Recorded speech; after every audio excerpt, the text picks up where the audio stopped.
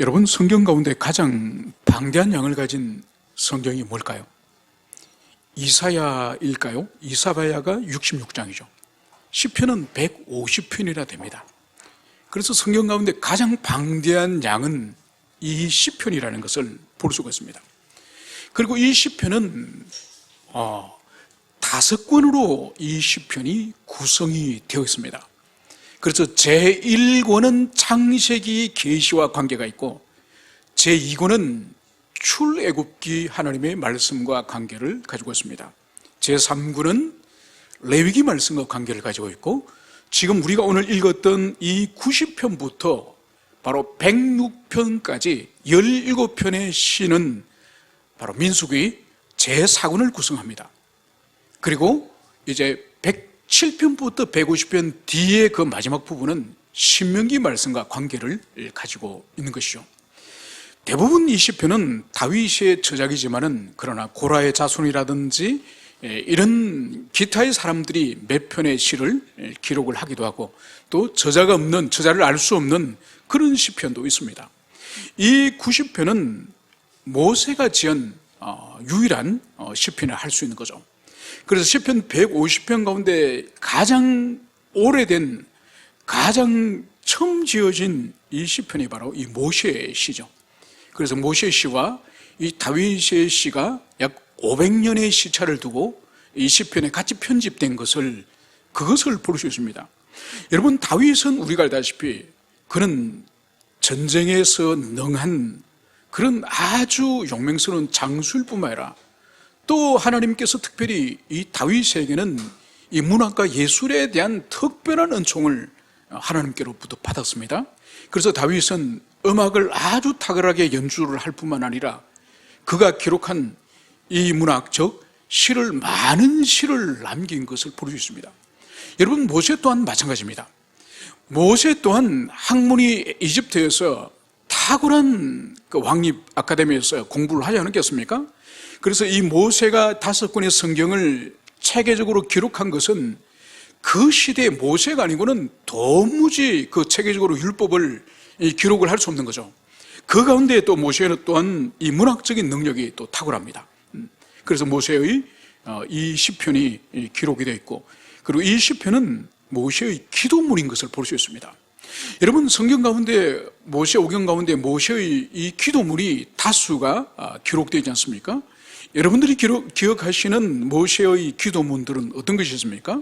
예를 들면 시내산에서 율법을 받으러 올라갔을 때에 그 시내산 아래에서 백성들이 금송아지를 만들어서 숭배하지 않았습니까? 그때 하나님이 진노하셔서 모세에게 뭘 말씀하셨죠? 이제 이 민족을 모두 전멸시키고 이제 너의 후손을 통해서 새롭게 민족을 창설하겠다, 그렇게 하나님이 결단하셨죠. 그때 모세가 간절히 기도합니다. 차라리 하나님의 생명책에 내 이름을 제해버리더라도 이 민족, 이 동포를 주님 구해 주십시오. 그렇게 그 기도문들이 기록이 되는 거죠. 그 다음에 이 모세를 이 이스라엘 백성들이 얼마나 힘들게 합니까? 항상 어떤 장애 요소가 있다든지 결핍이 있다든지 어려움이 있으면은 이 사람들은 기도하지 않고 항상 모세와 하나님을 원망하죠.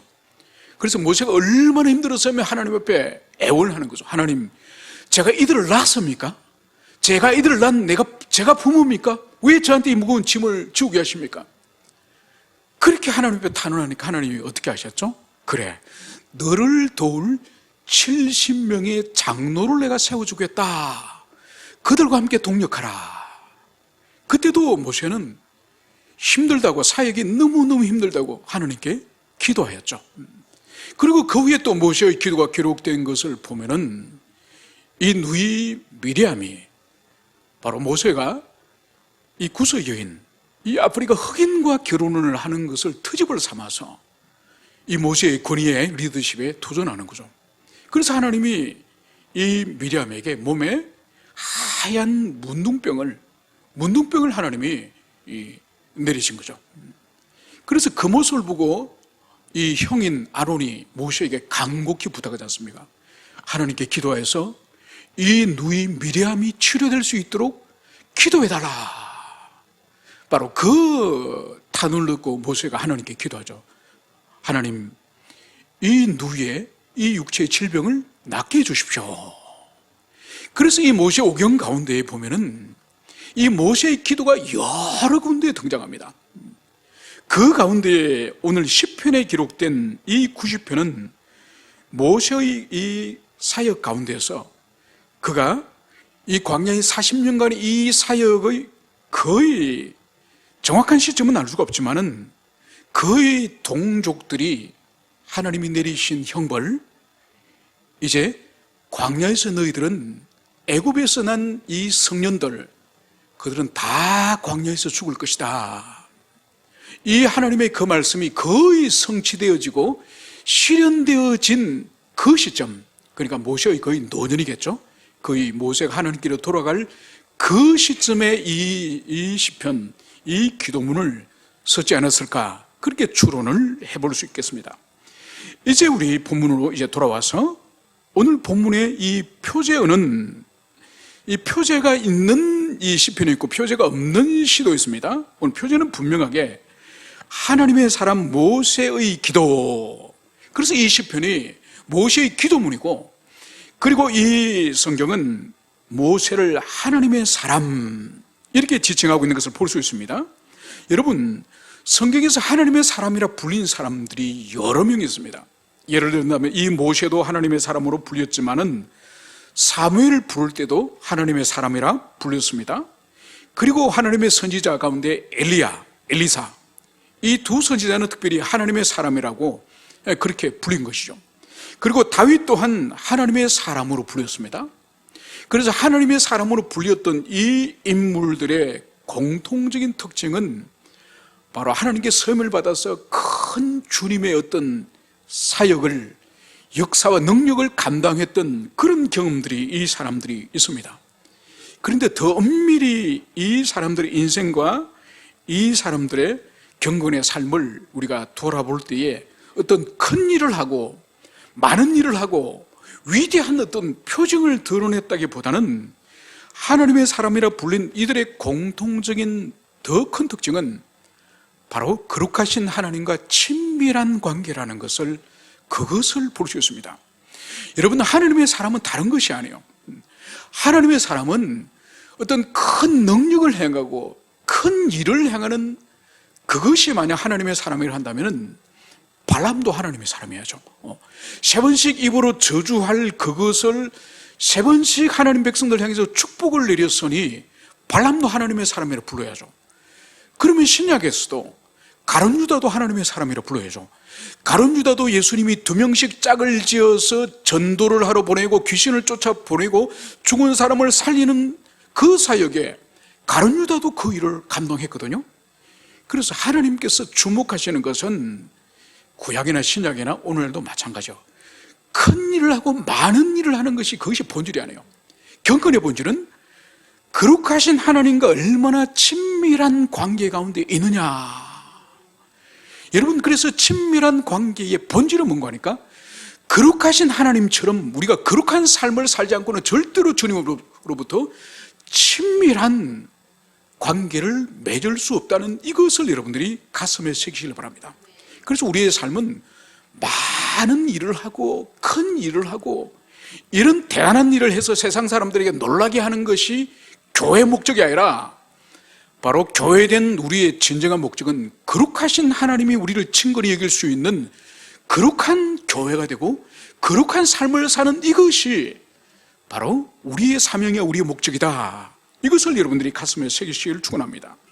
이제 모세는 주여, 주는 대대의 우리의 거처가 되셨나이다. 오늘 모세는 하나님께 신앙 고백을 합니다. 오늘 하나님을 주여라고 부르면서 주님은 어떤 분이시라고요? 대대의 우리의 거처가 되셨나이다. 여러분, 여기서 거처라고 하는 이 히브리어 이 마온, 이건 여러 가지 의미로 성경에 사용되어집니다. 그러니까 짐승이 이 사자라든지 이 늑대라든지 낮에 이 광야를 돌아다니면서 먹이를 잡고 사냥을 하다가 해가 지면은 이 짐승이 이 동굴이라든지 이 거처로 돌아가지 않습니까? 그때도 이 마온 거처를 성경에 사용합니다. 그러니까 짐승이 돌아가서 안식을 누리고 쉼을 누리고 잠을 잘 그 장소를 맞춰 여기 마온 거처, 성경에서는 짐승의 거처도 이 마온을 사용합니다. 그리고 더 나아가서 우리가 하루 종일 직장에서나 들판에서나 많은 일을 하고 많은 사람을 만나고 결국은 한날의 마지막 시간을 어디로 돌아가서 시간을 보냅니까? 집으로 돌아가죠. 물론 이 집은 유형적인 어떤 하우스입니다. 그죠? 거기 안에 우리의 쉼을 누릴 수 있는, 우리의 결핍을 채울 수 있는 음식이라든지 침대라든지 모든 것이 있지만은 여기서 마온이라고 하는 이 거처는 단순히 그 장소적인 의미를 넘어서서 진정으로 쉼을 누리고 회복을 누릴 수 있는 그런 곳을 의미하는 것이죠. 여러분, 그래서 이 마온, 이 거처가 거처되지 못하는 것은, 이거는 우리 인생이 이 땅에서 당하는 불행 가운데서 가장 안타까운 불행 중에 하나인 것입니다. 제가 아는 어떤 그 지인은 가정적으로 참 어려운 그런 어려움을 당했는데, 그분이 밖에서는 그렇게 흥겹게 열심히 사시는 거예요. 그런데 그분이 하루 일을 끝내고 일을 모두 마치고 집으로 들어가는 그 골목 입구에 서면은 가슴이 답답해져가지고, 그래서 평생의 가정이라고 하면은 이 마치 숨을 막는 듯한 그런 삶을 사는 분을 봤습니다.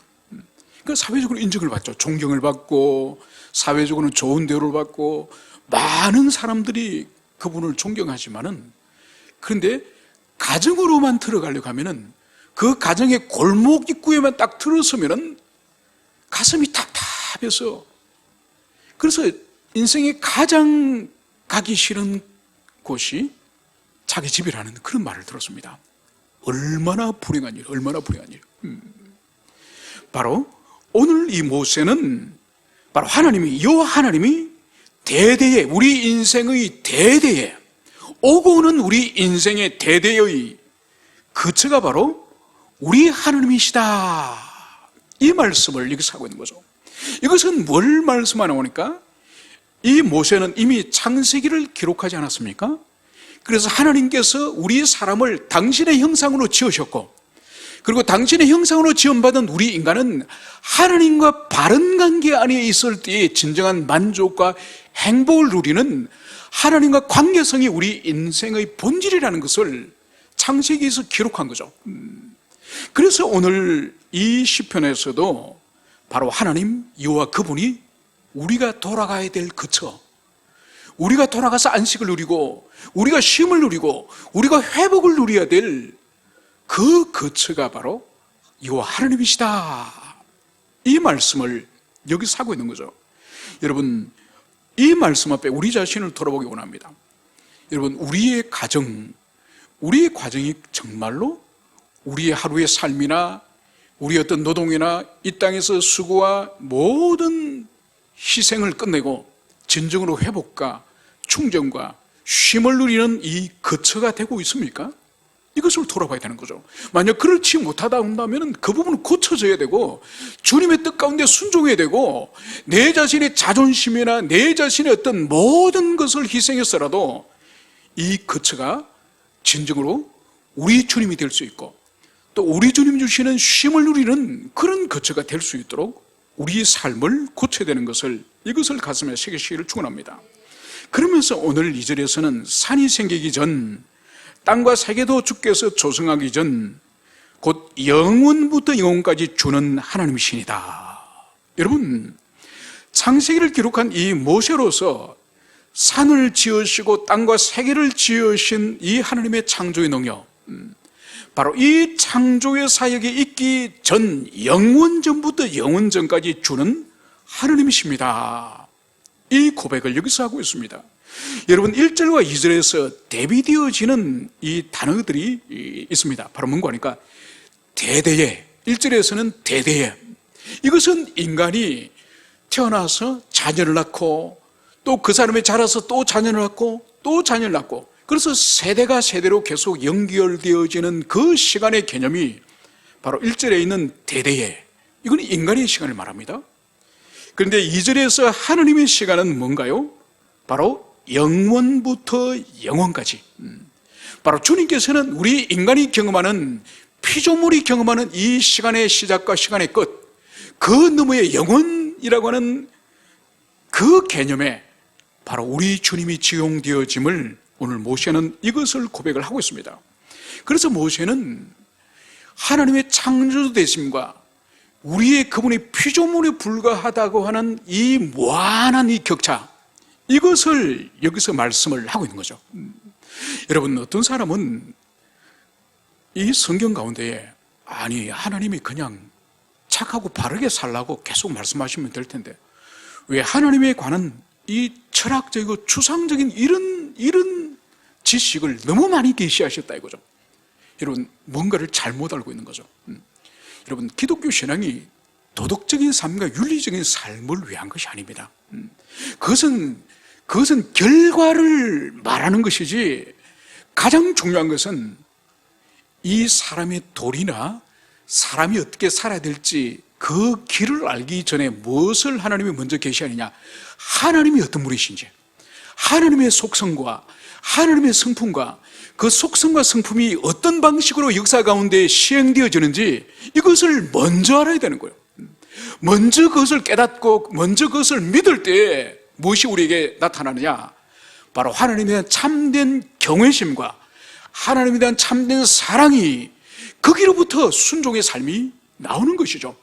그래서 많은 사람들이 아직도 오해하는 것이, 아니 하나님에 관해서 그분이 영원 전부터 계신다든지 이 관념적이고 추상적이고 철학적인 그런 지식들을 왜 목회자가 그런 설교를 해서 어렵게 하느냐, 그냥 야고보서나 잠언에 나오는 도덕과 윤리에 관한 그런 설교 중심적으로 하면은 이해도 쉽고 적용점도 훨씬 쉬울 텐데 왜 관념적이고 영원 세계에 관계되어지는 그런 설교를 하느냐, 하나는 알고 둘을 모르는 것이죠.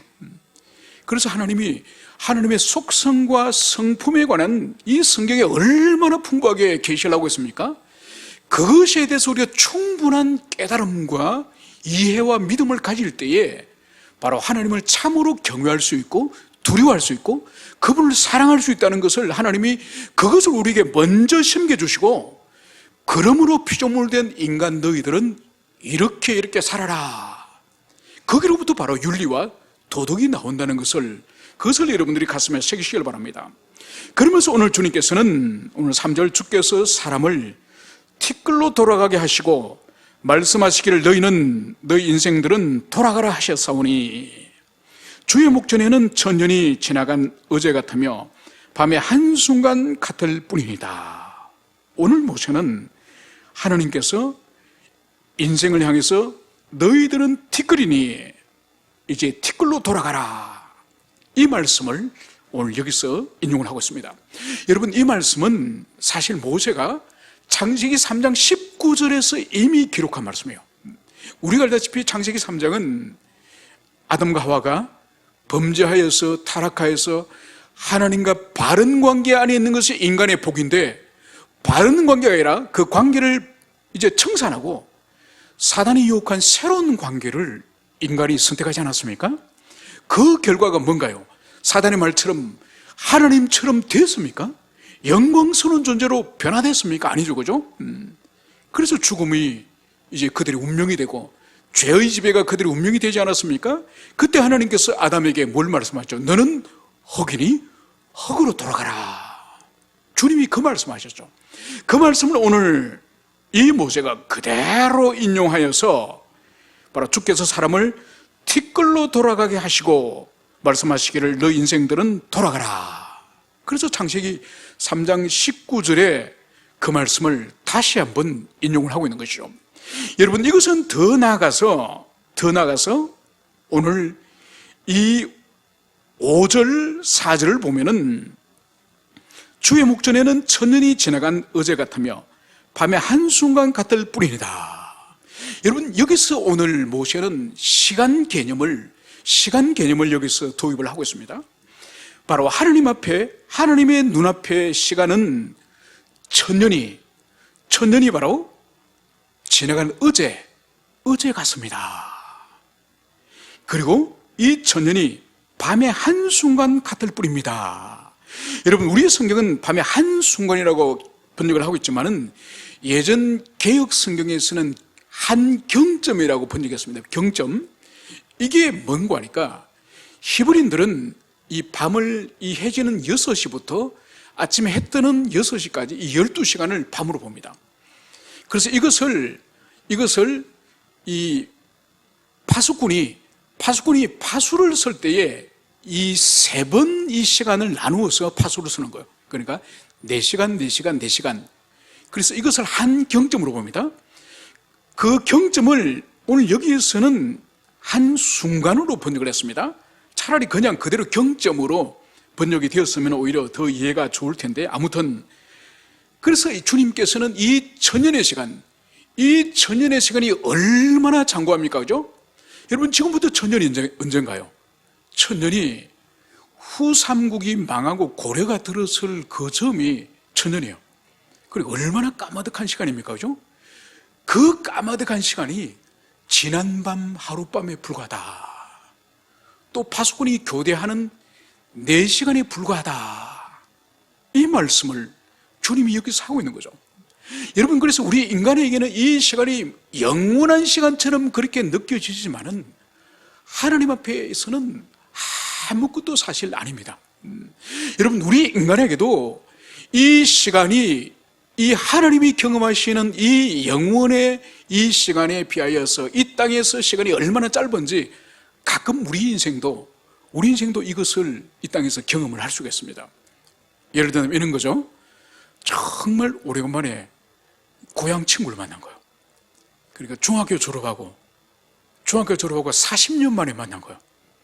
그 얼굴에 윤곽은 남아있는데 머리가 하얗게 새고 얼굴에 주름이 져가지고 그 중학교 때 앳된 모습은 간데없고, 바로 그때 우리 인간의 시간도 얼마나 속히 지나가는지, 40년의 시간이 마치 그 친구와 그렇게 운동장에서 뛰어놀고 장난치고 놀았는데 40년의 시간이 한 경점과 같이 지나가 버렸다는 것을 우리 인생들이 그것을 경험하는 거죠. 그래서 오랜 친구를 오랜만에 만나거나 아니면은 자신을 돌아볼 때 어느 날 자신이 벌써 회갑이 되었다든지 자신의 인생이 벌써 8, 90이 되었다든지 그런 어르신들에게 여쭤보면은 야야, 말도 하지 마라. 정말 하룻밤 잠자고 나니까 오늘이 되었나요? 여러분, 이런 이야기를 듣지 않습니까? 그래서 우리가 가끔씩 이 땅에서 시간이 영원의 경점에 비춰볼 때 얼마나 찰나와 같은지 그것을 볼 수 있는 것이죠. 그래서 오늘 모세는 바로 하나님의 눈앞에 우리 인생들의 그 시간이 얼마나 찰나와 같은지 그것을 여기서 말씀을 하고 있습니다. 그러면서 주께서 그들을 홍수처럼 쓸어가시나이다. 그들은 잠깐 자는 것 같으며 아침에 도는 풀 같으니라. 여러분, 오늘 모세는 인생들의 이 땅에서의 운명이 홍수가 이제 물로서 쓸어버리듯이 바로 그런 것이 우리의 인생이다. 이 말씀을 여기서 하고 있습니다. 여러분, 이 말씀은 아마 모세가 이 창세기 6장, 7장, 8장을 기록할 때 거기 노아의 홍수가 있지 않습니까? 노아의 홍수는 모세 자신이 기록을 한 거지 않습니까? 아마 그 사건을 염두에 두고 우리 인생들이 하나님의 심판 앞에서 얼마나 허무한 존재인지 그것을 여기서 기록을 한 것임을 볼 수 있습니다. 여러분, 그뿐만 아니라 모세가 염두에 두고 있는 것이 이 노아의 홍수뿐만 아니라 또 다른 심판을 염두에 두고 있는 것을 볼 수 있습니다. 오늘 인생을 아침에 돋는 풀 같다고 말씀하시면서 이제 그 풀의 특징을 6절은 이렇게 말합니다. 풀은 아침에 꽃이 피어 자라다가 저녁에는 시들어 마르나이다. 여러분, 풀과 나무의 차이가 뭔가요? 나무는 다년생이죠, 그죠? 풀은 대부분 어떤 풀은 이렇게 이 뿌리 뿌리를 계속 간직한 채 또 봄이 되면 그 뿌리에서 새싹이 나는 그런 풀도 있지만은 대부분의 풀들은 1년생입니다. 그래서 그 해에 꽃을 피우고 열매를 맺고 땅에 씨앗을 뿌리고 가을에 다 서리에 다 말라 죽는 거죠. 그래서 이 풀의 특징은 단년생이고 그리고 허무함을 상징하는 거죠. 그런 나무는 계속 자랍니다. 겨울에 성장이 좀 멈추는 듯 하지만은 계속 나무는 자라는 거죠. 그래서 우리 인생을 오늘 모세는 이 풀에 비유하면서 마치 이 아침, 인생의 아침에 해당되는 젊은 시절 때 그때 꽃을 피우고 그리고 인생의 황혼 저녁에는 시들어 마르나이다. 여러분, 아무리 젊고 앳된 젊은 시절을 우리 인생에서 우리가 보석처럼 경험한 할지라도 그 젊음이 50년이 지나고 나서는 유지하는 사람이 아무도 없습니다. 정말 이 풀처럼 아침에는 꽃을 피우지만은 저녁에는 시들어서, 여러분 풀 시들어진 거 보셨습니까? 얼마나 애처롭고 얼마나 안타깝습니까? 여러분 그래서 보세요. 이 배우들 가운데에 정말 아름다웠던 그런 배우들 있지 않습니까? 그런 배우들의 이런 늙어가는 이 얼굴을 가끔 볼 때 있지 않습니까? 그리고 오드리 헵번이라든지 얼마나 로마 휴일에 보면 얼마나 아름답습니까? 영원한 인류의 연인처럼. 그렇지만은 그녀가 거의 이제 이 땅의 생명을 떠나기 직전에 그 생머리를 하고 머리가 하얀 생머리에다가 얼굴이 주름이 가득한 그 모습을 볼 때에 바로 이 꽃, 아침에는 꽃을 피우지만은 저녁에는 시든이다. 여러분 이것은 누구도 예외가 될 수 없습니다. 누구도 여기로부터 벗어날 수 없는 거죠. 여러분 여기서 우리가 필요한 것이 뭐냐? 영원하신 하나님 앞에 너무나도 유한하고 보잘것없는 우리 인생, 바로 우리 스스로에 대한 자각, 이것을 하나님이 그것을 우리에게 원하는 거죠. 그래서 우리가 하나님을 경외하고 하나님을 의존하고 주님 앞에 겸손하고, 여러분 이것이 우리의 삶인 거죠. 그래서 인생들이 좀 돈 좀 벌면은 얼마나 기고만장합니까? 여러분 고향의 명절에 가면은 제일 보기 싫은 것 중에 하나가 고향 올 때 외제차 가지고 오는 친구, 얼마나 그 티를 내는지 모릅니다. 또 그리고 저는 뭐 동창회 가지 않습니다만 이 동창회 누구 친구 결혼식에 가면은 또 그렇게 돈 자랑하는 그런 사람이 있답니다. 이제 그런 이야기를 듣는 거죠. 무슨 기업을 한다, 뭐 그런 이야기를 듣는 거죠. 여러분, 인간이 조금 지식이 있으면 그것을 드러내려고 하고, 재산이 있으면 드러내려고 하고, 사회적 지위가 있으면 드러내려고, 얼마나 이 인생들이 자기를 세상에 자랑하고 드러내려고 하는지 모릅니다. 그런데 오늘 성경은 뭐라고요? 바로 곧 흙으로 돌아간다. 곧 풀이 말라서 시들어서 이제 금불이 되어서 흙으로 돌아갈 운명이 바로 우리의 운명이다. 이것을 성경이 우리에게 말씀하고 있음을, 이것을 우리가 가슴에 새겨야 될 것입니다. 그러면서 우리는 주의 노예에 소멸되며 주의 분내심에 놀라나이다. 주께서 우리의 죄악을 주의 앞에 놓으시며 우리의 은밀한 죄를 주의 얼굴빛 가운데 두셨사오니 우리의 모든 날이 주의 분노 중에 지나가며 우리의 평생이 순식간에 다했나이다. 여러분, 오늘 여기 본문에서 모세는 하나님의 이 분노, 하나님의 분노에 소멸되고 주의 분내심에 놀라나이다. 여러분, 이것은 모세가 40년 동안 광야에서 이스라엘 백성들을 목양하면서 그들을 주님 앞으로 인도하고 가나안으로 인도하면서 얼마나 반역이 많았습니까? 얼마나 폐역한 일이 많았습니까? 그때마다 하나님이 진노하셔서 때로는 징계를 내리시고 때로는 엄청난 환난을 당하도록 하지 않았습니까? 그래서 주님께서 가데스 바네아에서 가나안 땅 우리는 못 가겠습니다. 우리는 그 앞에 메뚜기에 불과합니다. 차라리 이집트로 다시 돌아갑시다. 그렇게 말하는 그들에게 주님이 무엇을 선고하셨습니까? 그래, 너희들의 입대로, 너희들의 말대로 너희들이 죽겠다 그랬지. 그래, 광야에서 죽어라. 너희들이 입으로 말한 대로, 너희들이 입으로 말한 것을 내가 들은 대로 내가 시행하리라. 여러분, 그래서 이 이집트에서 나온 성인들은 이 여호수아 갈렙 두 사람 외에는 아무도 가나안 땅에 들어가지 못하였습니다. 그래서 40년간 이 모세는 이 광야의 마지막 순간의 죽음을 그가 이제 죽어서 주님께로 돌아가지만은 이 40년의 시간은 가데스 바네아에서 하나님께서 모든 자들이 이 광야에서 엎드려져 죽을 것이다, 이 말씀이 실행되어지는, 하나님이 집행하시는 것을 이 모세는 낱낱이 그것을 보았습니다. 그 이집트에서 젊은 모습으로, 그 앳된 모습으로 나왔던 그 청년들, 그 장정들, 그 사람들이 다 광야에서 쓰러져 죽는 것을, 그 하나님의 분노와 하나님의 진노 앞에서 다 쓰러져 죽는 것을 이 모세는 40년간 동족의 죽음을 낱낱이 경험한 거죠. 그래서 오늘 이 본문에서 바로 우리는 주의 노에 소멸되며 주의 분내심에 놀라나이다, 이 말씀을 기록을 하고 있는 것이죠. 그러면서 이제 오늘 마지막 10절, 우리의 연수가 70이요 강건하면 80이라도 그 연수의 자랑은 수고와 슬픔뿐이요 신속히 가니 우리가 날아가나이다. 여러분, 모세 시대 때 연수가, 사람의 나이가 보통 70이고 강건하면 80이다, 이것을 기록을 하고 있습니다. 그러니까 이 모세 시대보다 조금 앞선 시대가 족장 시대지 않습니까? 아브라함, 이삭이나 야곱은 150세.